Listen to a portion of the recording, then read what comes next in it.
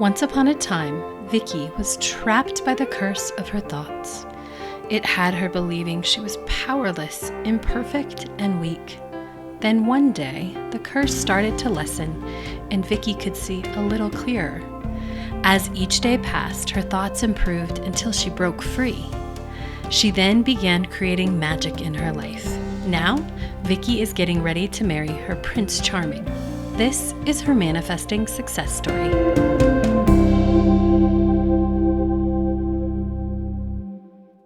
Hello and welcome to this episode. I am your host, Cassie Parks, and I am back with Vicki to talk about how to manifest a proposal. Welcome, Vicki. Hi, thank you for having me. You're welcome. I'm so excited to talk about this because I love everything about your proposal story.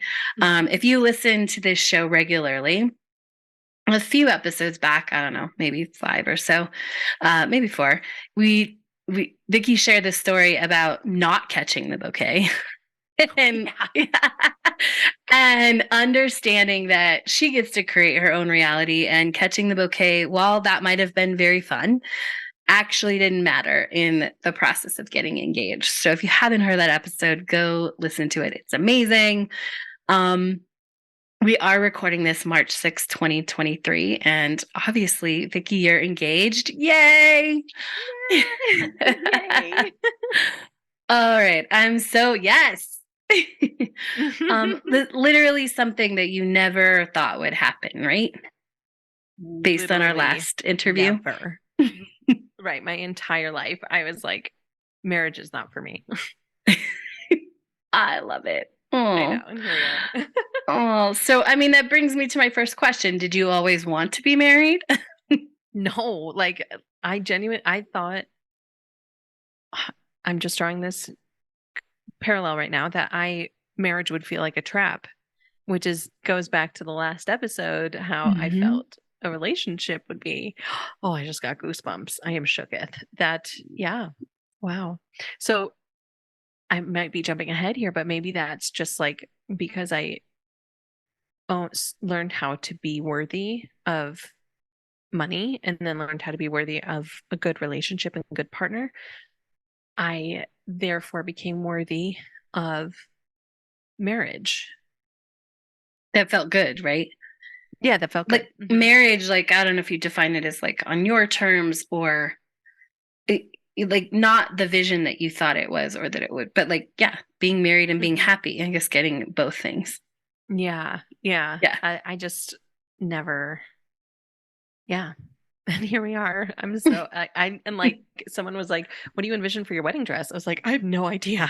I have never looked at wedding dresses or like thought about wedding planning. So I'm just jumping in. Amazing. Yeah. And I think this is interesting. Like when I asked you, like, did you always think, or did you think getting married was possible? And you said no. Like that's probably why you thought you didn't want to get married, because you'd never find someone to get married, right? Isn't that interesting? Tell us a little bit more about that. Like, I don't want to get married, like, because in the back of your mind you're thinking, I'll never find anyone. Yeah, I thought so deep in my DNA that I was not good enough for a good relationship. I would never want to get married to somebody who was less than, who is like not a good fit. And I just like assumed that anyone I was in a relationship with would be a compromise.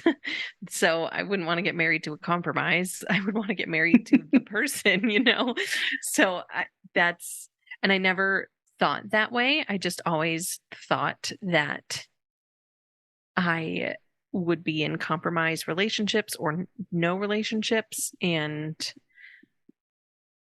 I also like never thought that far down the line, because I could never see myself in a relationship, period, let alone see myself in a long-term relationship with that like would morph into marriage and wanting to get married.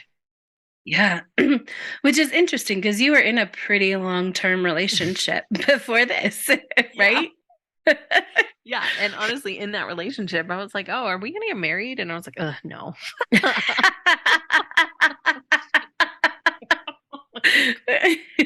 I mean, yeah, I knew. And I think within that relationship, I was like, oh, if I don't want to marry this person, I'm never going to want to marry anybody because I just was like, this is my person, which it obviously was not. um, and then, Right. but it's funny though, like it never occurred to me that when you find your person, it's like it fits and the next steps are totally obvious and completely natural.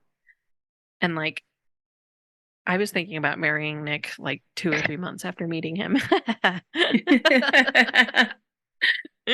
I mean, I think we said, I love you. Like, I mean, I felt like I fell in love with him 2 or 3 weeks after meeting him, but I think we held off trying not to play cool, Yeah.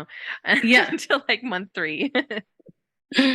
That's Yeah. amazing. Well, and I Mhm. think this is so interesting. Like I started thinking about marriage after 2 months because I like there's so much out there that would be like don't think about that, don't Mhm. push that, like that's too soon, all of these sort of taboo things. And what I Mhm. find is that people who leverage LOA, are good Mhm. manifestors, have a great self-worth, it's very quickly they understand. Like it's Mm. almost like you're not thinking about it like, oh, this could be the one. This is the Mm. saving, like this is the person who's gonna save me. Like it's gonna be so great. Mm. You're just like, yeah, this makes sense. And you're following your intuition, your whispers, right? And just like, yeah, this seems like the person I want to be with. And like I'm thinking the about all of the lessons and experiences I had along this whole journey over the last 5 years. And I like all of those little experiences are directly what taught me how to identify that this was the next step. Yes, that's awesome. Mhm. I love it. Yeah. And I think what And you like, mean is, go ahead. yeah, no, you go because I was I going was to going to finish. ask to be like a little Mhm. more specific. I think you probably mean trusting, following your intuition, like Yes. trusting yourself, Hmm. right? Your And decisions. yeah, and learning what, like through Enchanted Life U, you do so many little lessons along the way that teach you what your feel goods are and what the not right now feeling is. Hmm. Like learning the hell yes versus the no. And that's a major lesson that we are all still kind of learning on different levels. And I'm learning it now too, still on a much bigger levels, like different than in the past. Like, do I want to buy these jeans is different than like, is this wedding venue for us? Um, Hmm. but that goes into a relationship. Like, I went on a number of dates, and I just knew in them, like, honestly, a couple of them I knew via messaging that it was not a good fit. A bunch of them I knew just like by looking at the picture because I was on dating apps. And a couple I couldn't tell, so I was like, let me go meet them. And I did, and I was like, no. Which honestly, with Nick, our first date, it wasn't like a hell yes, but it was a something's keeping me here on the Uh-huh. date. And then something brought me back for a second date. And then actually, I don't know if we talked about this on any episodes, but I broke up with him for a minute.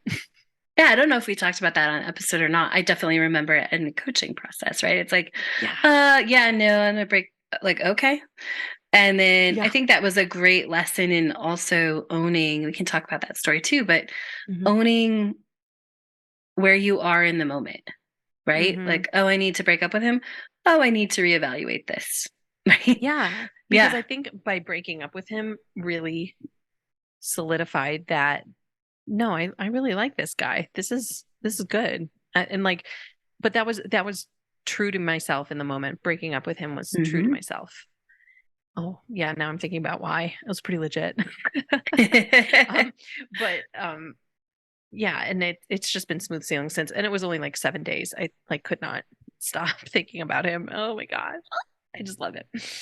Um, but I do want to talk about like 2 months in, I was like, I want to marry this person. But I was aware through the skills I learned at Enchanted Life U, like how not to push or force or obsess over these things. It was just kind of a passing, fleeting thought. And I did have that thought. I was like, this is not the timeline. Like, if I told someone this is what I'm thinking right now, people would say, you are crazy. You are like bunny boiling crazy. Like, calm down. And but I was like, I don't need to go on anyone else's timeline. Like, our timeline is perfect. And our whole relationship has had little steps along the way that we've been like, this is not the normal timeline, but we're good. Like, this is perfect. So, yeah. Which is awesome. I love it. And another thing I'm going to sprinkle this in for those wanting to be proposed to who maybe aren't even in a relationship or, are looking for the one, is it moves pretty fast when it's the right one. So I think so many people get, that normal timeline. Like one way people get in their head when they're manifesting a proposal or relationship is like this huge timeline. Like, oh my God, it takes like 2 years to get engaged and then a year to plan a wedding. And I don't know what real numbers people put in those, but I know it's big, right? Like, and so then they're like, oh, 3 years from now, like you start snowballing the problem, right? Instead of being present. And like, it can happen very fast, very fast when you're clear. It all happened so fast. I am thinking like, I think after only like 9 or 10 months was when it occurred to me that I could ask my mom for her old wedding ring. And then a couple months later, I was like, oh, I could have Nick. I want that ring. Like, I want that to be my engagement ring. So that was maybe a year in. Oh, no, I got the ring a year in. And that's when I was like, I want this to be my engagement ring. And at that point, he and I had already been talking about it. And then was my cousin's wedding. And then we got it resized and cleaned. And that took 2 months, so in December we got it back. And then the holidays, and then I had my Winnie the Pooh show, and which we'll get to. And then so about a year and a half in, he proposed. Yeah. But we'd been talking about it from like 10 months. Amazing. So, yeah. I love it. So let's go to, did you communicate what you wanted to your partner when it comes to getting proposed to, getting engaged, all of that? Oh, actually, I want to step back because I missed one. You like suspected, because again, this is a surprise, but it's also been leading here, right? Like obviously you got a ring, like you're planning on it. So you suspected a proposal a while back, but it didn't feel good. So will you tell us that story? Yeah. So I don't know if we ever got a chance to talk on a podcast about, I got hired to very last minute to direct a kids show. And that show, it was so last minute, like auditions were 2 days before like after they asked me. I was like, yes. And they were like, here's a script. You see the kids tomorrow. So it was very last minute. But anyways, that was all of January. And it took up a lot of my time. And I was like maxed out. Like it wasn't like I was good. Like I was solidly full. My cup was full. My schedule was full. Nothing else was on my plate. Like I was saying no to everything, which was fine with me at the time. Oh God, that show was so much fun. But I think the second week, or like right after rehearsal started, Nick was like, he was like, do you want to go on a hike and get some pictures, he said. And a couple of things I knew it would be a proposal was because he mentioned the pictures and I told him I wanted someone to take pictures.